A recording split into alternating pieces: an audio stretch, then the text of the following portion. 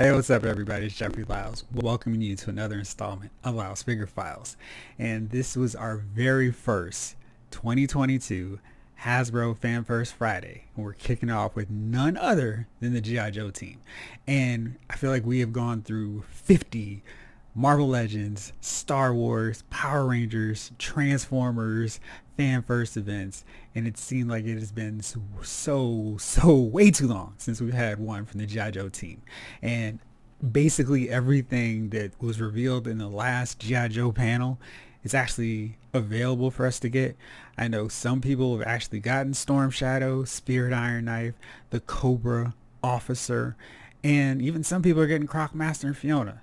And I'm kind of like, all right, well, now that some people are getting them and they're out there in the wild for people to get, it's time to see some new figures. And we got them in a different presentation than normal. And the Hasbro G.I. Joe squad basically said, hey, don't forget we're still in a pandemic. It's messing up everything. All of our production has been delayed. Everything's kind of pushed back a bit. And while I was a little bummed out at not actually seeing the figures, all of the accessories, the breakdown of what they're going to come with, the package, that really cool artwork, and those amazing diorama shots, I was like, okay, this is at least a little bit of breadcrumbs getting me excited further, confirming that those leak lists that we saw, those lineups with all the rumored figures for 2022 are pretty much still spot on. And we got to at least see where they're going to go with these figures. And based off of what we've seen from the Hasbro, Marvel Legends, the Power Rangers, and the Black Series for Star Wars team, those renders are pretty accurate to what the figure is going to look like. And of course, they put the disclaimer, the product and colors may vary. And in one particular case, I hope that is true because they could change up a few bits of the color. But for the most part, what we saw today was exactly what I was hoping to see out of this latest Fan First Friday with the G.I. Joe team. And basically that means classified series. And we did see some O-ring retro figures, but for my preference and my interest, I was all about the classified series. And they totally delivered on that front. So first up, they showed the Crimson Twins, Tomax and Zaymont.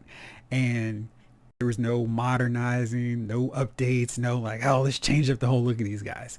It was basically 6-inch perfection of Tomax and Zaymont as they appeared way back in the day with the 1985 series. They look great. Zaymont had this nice ugly scar on his cheek. Tomax had a little smirk going. I really was curious about those accessories because I was hoping to see those really cool guns they had. Maybe they'll even come with that grapple hook that they rappel on all the time, at least in my adventures with figures. But they looked exactly like how I was hoping. The hair was up a little bit, not close crop like the original Real American Hero figures. They looked like how they did in the comic books. I was really excited to get those guys or to see them at least because I know I'll be getting them, but they were part of Cobra Commander's inner circle throughout the cartoon and the comic book, so it's really cool to get them. I think Dr. Mindbender is probably the last member of that core circle of Cobra leaders. Maybe you could throw in Scrap Iron, but he was more of like a mercenary henchman and not somebody involved in all the strategy sessions. I guess if you were a fan of Revenge of Cobra, where he was basically the last guy standing with Cobra Commander, when Roadblock and Duke and Snake Eyes came through, it was old girl, the grocery or trucker. Anyway, Honda Lou, that was her name. I knew it was going to bother me till I remember. But yeah, so this is pretty cool to get those guys, and they looked great. I'm hoping at some point we start to see some more members of the Dreadnoks. When they started teasing Brother, I was like, well, maybe we're going to see Xandar, because Zorana is rumored to show up soon. But for right now, we got those guys. So hopefully, now that we've got most of those main guys, those main leaders of Cobra out the way, we can start picking off some of the Dreadnoks because their absence is starting to be noticeable now. And, we don't have Torch, Buzzer, or Ripper, to just start things off. And we kind of need some people for Zartan to boss around a little bit. Next up on the regular classified series lineup, Stalker. And I was so excited to see him on the list. And I was a little bit like, hopefully they don't try to do anything too funny and mix up his outfit and go with anything outside of that original outfit. And from the render, it looks like we are getting that old school traditional look. They've added a big scarf that I assume is going to be removable, so you can go fully old school classic with Stalker. Hopefully they've got a harness. From that picture that we saw, it didn't look like he had that big cumbersome flak vest that'll kind of plague some of these figures' articulation in terms of their torso movement. So it looked good. Scope looked great.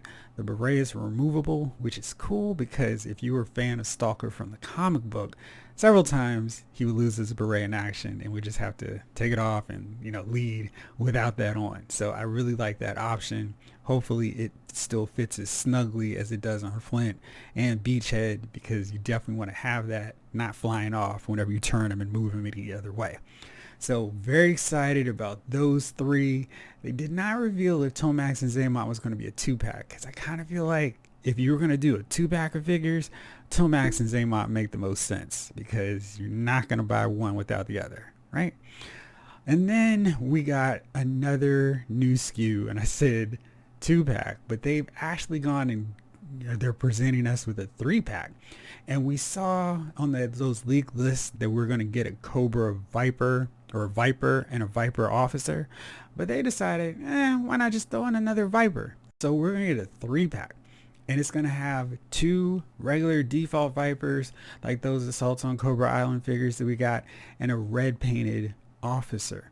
I like that. That's fine, because I can add another pair of Vipers to my list, and if I really wanted to, I can have a Cobra Viper leader.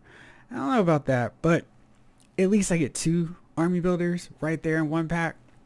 Something that was really cool that the team said was they're not going to throw in like Lowlight versus Cobra Viper.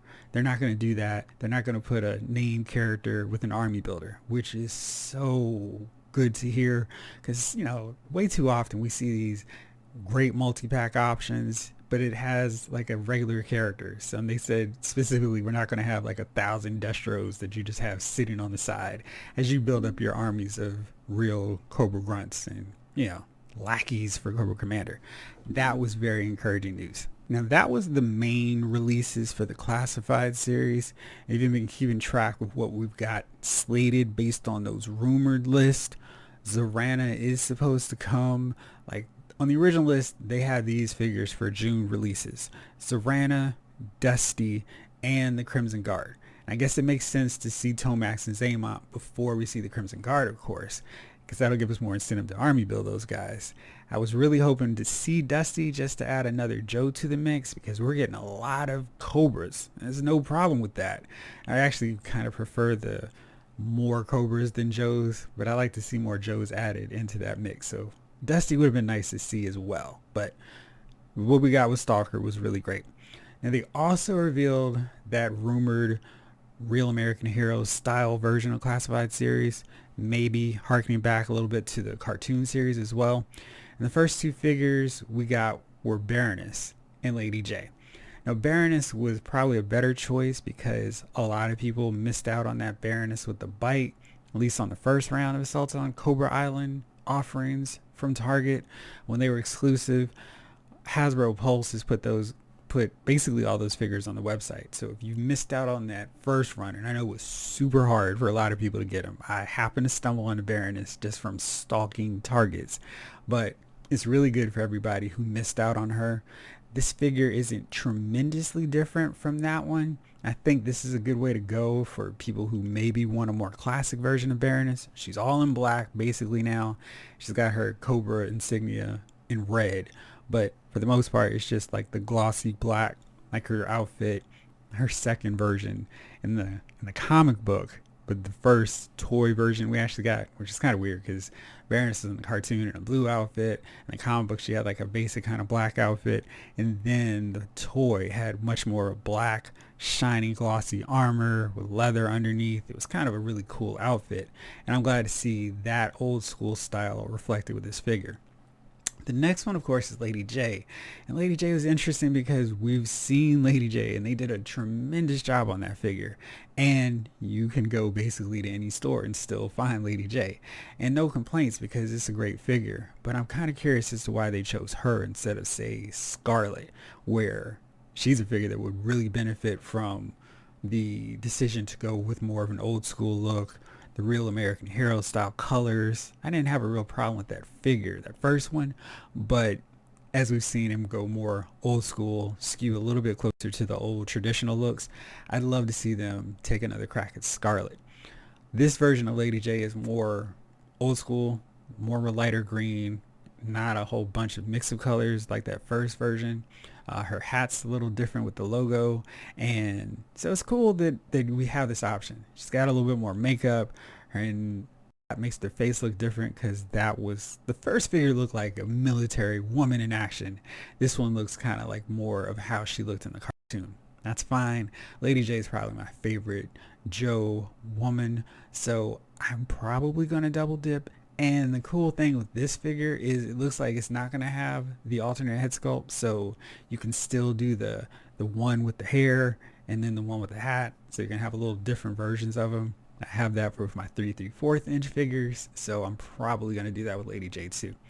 Next up is Dustro, and I think they did a really nice job of getting rid of like the grays, and they were subtle in that first version, and I didn't have a real problem with it. They've updated his belt to give a Mars logo. That's a nice touch, but the coolest aspect of this version is they've changed up the mask significantly. And the first version of Dustro was fine. Like Snake Eyes, I thought he was very close to his original design, close enough that I didn't care, and was fine if they just took this direction with the Classified series. But this one is traditional, old school, real American hero version Dustro, and it looks great. That mask, at least in the render, looks tremendous, and I'm very much looking forward to seeing what the finalized version of that guy looks like, just so I can see if he's worth the upgrade. The final one was the one I was so excited and really ecstatic to see because they fixed all the problems that I had basically with the first version. We're getting Gung-Ho, and he is in his old school glory. He's got the turquoise color scheme. They fixed the tattoo so it looks better on his chest. His mustache is back. There's no weird handlebar deal going. I'm really curious if they kept the mohawk from the first version, but I really, really love this version. Like, the vest is shorter now, so he can show off his abs a little bit more. It's totally what I was hoping for with Gung-Ho, and I'm glad that they got that first version out of the way, and it's not a problem. I can actually reuse it like everyone else has done to make their Reapers for their Marvel Legend figures. That is great. I am very much looking forward to throwing Reese in there and not having to choose between which of the ones I have on my collection at the time. And so it's really cool to actually change this Gung-Ho and give him another use, because I would not have any purpose for that figure once this new version comes to the collection. I can't wait to see him in final figure version glory, because that figure, right alongside Stalker and the Crimson Twins, are the figures I was most looking forward to seeing with this leak lineup now.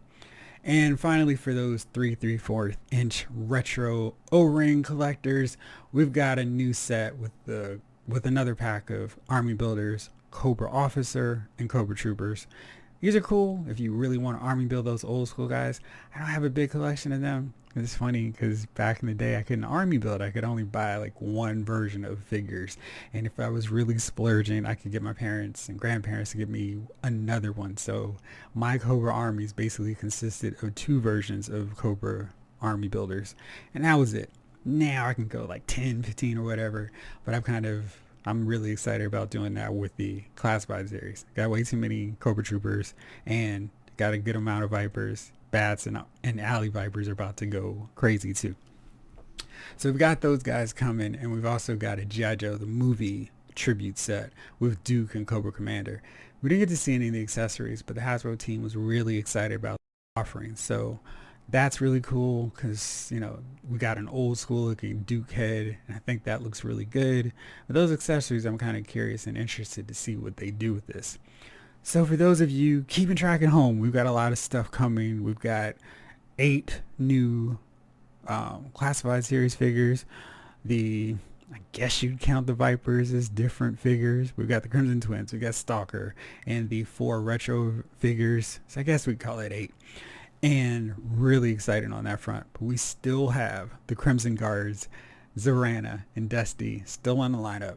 And there is a leak list out there that has Tiger Force Duke and a regular classic Lieutenant Falcon also coming. And Dr. Mindbender and Scrap Iron have also been mentioned in these lineups as well.